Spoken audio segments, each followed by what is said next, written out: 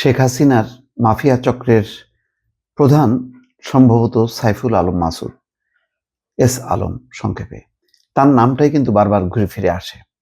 দেখা যাচ্ছে 7টা ব্যাংক তার অধীনে এবং হাজার হাজার লাখো কোটি টাকা তার করায়ত্ত। বিদেশে তাদের এখন ধন সম্পত্তি বের হচ্ছে। যাই হোক, অন্তর্বর্তী সরকার একেবারে শুরু থেকেই একের পর এক অ্যাকশনে যাচ্ছে। নানা রকম খবরাখবর ইতিমধ্যে দর্শক আপনারা পেয়েছেন।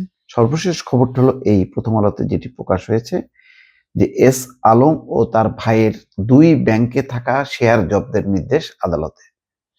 অর্থাৎ আদালত নির্দেশ দিয়েছে যে 2 ব্যাংকে তাদের যে শেয়ার আছে সেগুলো জব্দ করতে হবে।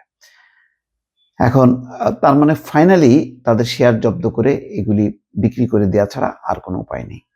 আলোচিত সমালোচিত ব্যবসায়ী সাইফুল আলম মাসুদ, এস আলম ও তার ভাই আব্দুস সামাদ লাবুর ফার্স্ট সিকিউরিটি ইসলামী ব্যাংক ও আল আরাফা ইসলামী ব্যাংকে থাকা সব শেয়ার জব্দের নির্দেশ দিয়েছেন আদালত। জনতা ব্যাংকের 1963 কোটি টাকা ঋণ খেলাপির করা মামলায় আজ রোববার বিকেলে অর্থ ঋণ আদালত চট্টগ্রামের বিচারক মুজাহিদুর রহমান শুনানি শেষে এই আদেশ দেন। এর আগে দুপুরে সাইফুল আলম, তার ভাই সহ 24 ব্যক্তি ও প্রতিষ্ঠানের বিরুদ্ধে 1963 কোটি টাকার ঋণ খেলাপির অভিযোগে মামলা করে প্রধান কার্যালয় ও নগর আগ্রাবাদ সাধারণ বীমা ভবন শাখা কার্যালয়ের পক্ষে কর্মকর্তা সত্যজিৎ ঘোষ।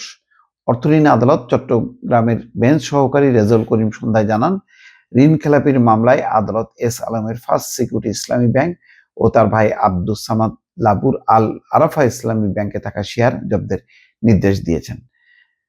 এছাড়া প্রায় 2000 কোটি টাকার এই ঋণের এত বড় অনিয়ম কিভাবে হলো সেটি তদন্ত করার জন্য দুর্নীতি দমন কমিশনকে তদন্ত করার নির্দেশ দিয়েছেন। এই শেয়ারগুলো তারা জবরদস্তি করে তার মালিক হয়েছে। আপনারা নিশ্চয়ই এর আগে দেখেছেন যে এই সমস্ত ব্যাংকের শেয়ার তারা জব্দ করেছে ডিজিএফআই কে ব্যবহার করে।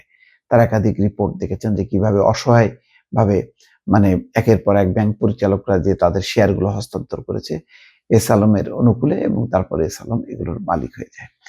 এস আলম এবং আব্দুস সামাদ ছাড়া মামলার অন্য বিবাদীরা হলেন তার আরেক ভাই রাশিদুল আলম, শহীদুল আলম, এস আলমের স্ত্রী ফারজানা পারভিন, আব্দুস সামাদের স্ত্রী শাহানা ফেরদৌস সহ তাদের বিভিন্ন প্রতিষ্ঠান। মানে এটা লুটপাটের একটা আখড়াতে পরিণত করছে, এবং এগুলি সবই একেবারে শেখ হাসিনার জ্ঞাতসারে। শেখ হাসিনা যে জানতেন না যে এস আলম তলে তলে এগুলি করছে, এগুলি তলে তলে না, অনেকটা প্রকাশ্যে ব্যাংক পাড়ায় ব্যবসায়িক অঙ্গনে সবাই জানতো যে এস আলমকে কে পৃষ্ঠপোষকতা করছে এবং কার বলে বলিয়ান হয়ে এই ঘটনাগুলি সে ঘটাচ্ছে। আদালত সূত্র বলছে, জনতা ব্যাংকের চট্টগ্রামের সাধারণ বীমা ভবন কর্পোরেট শাখা থেকে এস আলম গ্রুপের সহযোগী প্রতিষ্ঠান গ্লোবাল ট্রেডিং কর্পোরেশন লিমিটেডের নেওয়া 1963 কোটি টাকা ঋণ খেলাপি হয়ে পড়েছে। এই অবস্থায় অনাদায়ী এই অর্থ আদায়ের জন্য এস আলম গ্রুপের 1860% জমি এবং 20 নভেম্বর নিলামে তোলে জনতা ব্যাংক।